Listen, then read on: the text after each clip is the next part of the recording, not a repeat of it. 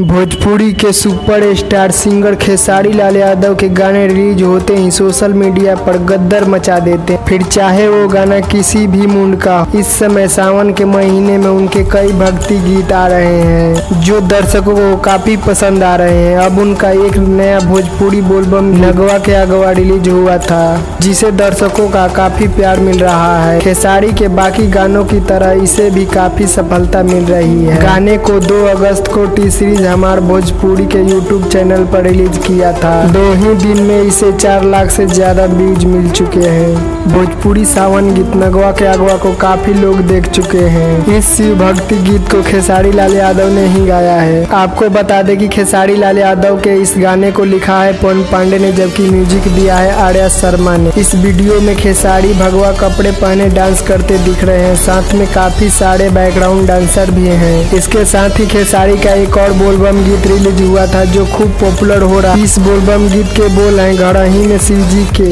जो रिलीज के साथ ही घर घर में गूंज रहा है। ये सावन स्पेशल गीत इंटरनेट पर ट्रेंड कर रहा है। इसे खेसारी लाल यादव और प्रियंका मौर्य ने गाया है। गाने को 3 अगस्त को रिलीज किया था और इसे भी कुछ ही देर में 1 लाख से ज्यादा व्यूज मिल गए थे।